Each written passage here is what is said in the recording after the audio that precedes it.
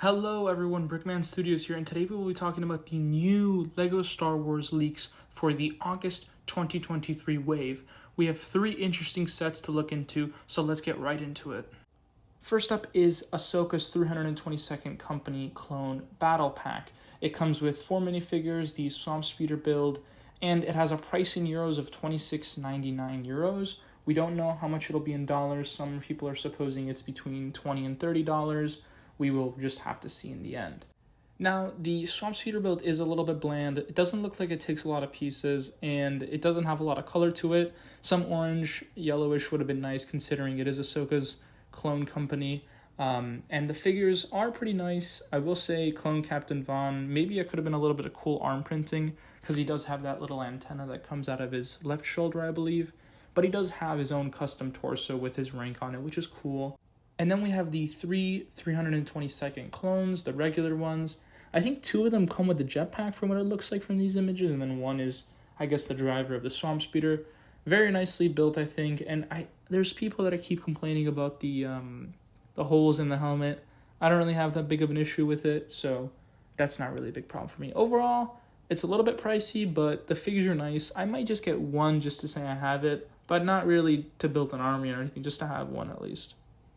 Next up is the unexpected for me, really. It is Yoda's Jedi Starfighter. It comes in at a price of €35, €34.99, whatever you want to call it. A little bit pricey. I think it's gonna be as well $35. Comes with 2 minifigures, Yoda, which doesn't have the movable legs from what I can tell, nor any dual molded legs, which could have been a great opportunity in this set, I believe. And the regular standard R2-D2. I do wonder if he's gonna have back printing. We can't really know that yet. It'd be a cool opportunity to get a cheap back print at R2-D2 though, so I'll keep an eye out for that. The build looks relatively similar to the one we saw a few years back, so I'm not still sure why they made a new one. Looking back at the old one that we got a few years back, that already came at $20, which is a pretty big difference, I would say. I mean, we're talking about $35 compared to $20 for basically the same set. Similar minifigures, similar builds, similar piece count. I think LEGO's kind of reaching a bit too far with this. It seems like a missed opportunity for a nicer Clone Wars set that we could have got that would have made fans a lot more happy and especially more willing to spend money. So I think that maybe some people might like this. Maybe some people that didn't pick up the last one will pick this one up. It's definitely not for me, though. I think I'll give this one a pass and probably save up money for something else. Now, this final leak is exactly what I would save up my money for. This is the Rebel Yavin 4 base. Yes, some people are attacking it saying, man, this looks like a 4+ build. €170, that's going to be more than $180. Yes, I agree with all of these critiques, but I think this is a great set for a lot of reasons. First of all, the overall build, it does look like Yavin, which I really appreciate that. There's some iconic features like the Rebel Fleet Trooper that's scanning in, I think the ships, the speed of the ships, I don't really know which, but it's just a great callback scene. There's the little troop carriers that have the Rebel technician carrying C-3PO on.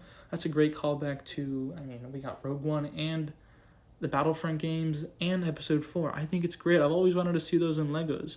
I've always seen custom builds. I've always tried to build my own, but I've never seen the official one. And there is structure within the temple. You can see the little window slots that there is the little planning boards that we see in Episode 4 and Episode 5 on Hoth even. That could definitely show that there's some sort of better structure inside, that the backside of this build might actually be some great play features that we're just blinded to from the start. You could even see through the window slots at the top part of the temple that there is some sort of detail that we can't quite make out behind those 1x1 window slots. So I think there's a lot more we're not getting to until we see the back of this build.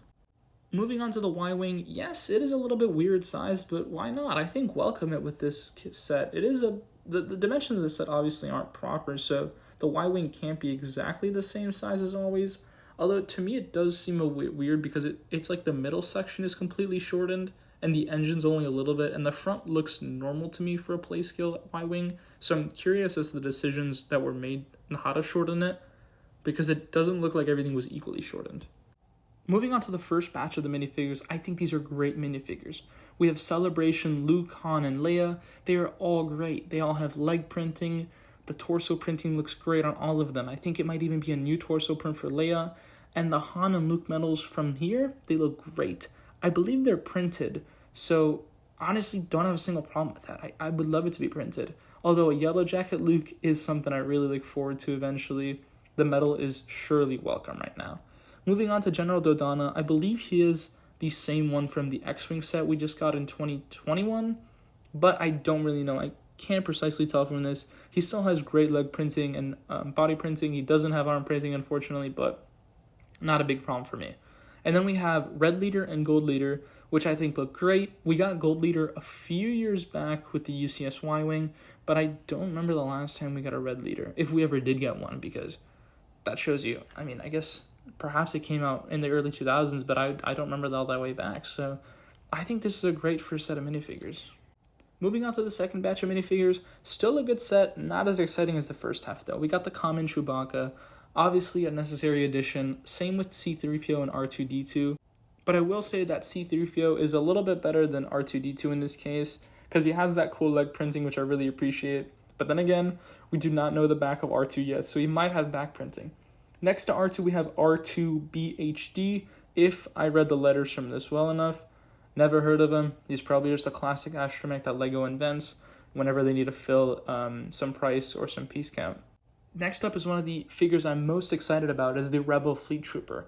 One of my first LEGO sets ever was the 2008 Rebel Fleet Trooper Battle Pack. So seeing any Rebel Fleet Troopers or getting any of them more of them is always an excitement and nostalgia. Whether it's in sets or in the advent calendars, it's always so welcome. Sure, he doesn't have any leg printing, but he has that scope piece that lets him measure ships or measure their speed or identify them. I don't know what it is, but it surely looks cool. Next up is the Rebellion crew member, crewmate, engineer, whatever you want to call him. I think the yellow torso looks great. It has that little tunic design on it, which looks great. Sure, there's no leg printing, but hey, it's not bad. I think it's better than just getting a random astromech. Overall, the Yavin 4 set is a little bit pricey, but it does come with 12 minifigures and 2 vehicle builds. For me, I think this is going to be a must-buy, as compared to the other 2 sets, where I'm surely hesitant on the 322nd Battle Pack, and a most likely definite no on the Yoda Starfighter.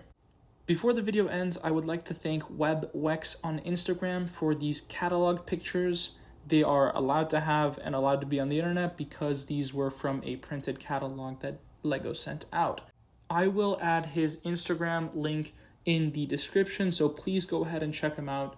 Follow him, give him a like, and do whatever you can to support him, and thank him for getting us these images early. I want to also thank you all for watching this video, and please let me know your thoughts. What do you think of these recent leaks? What are you thinking about each set? Are you thinking of buying any? Are they too expensive? Just let me know. Leave a comment, like, and subscribe for future content. Thank you so much.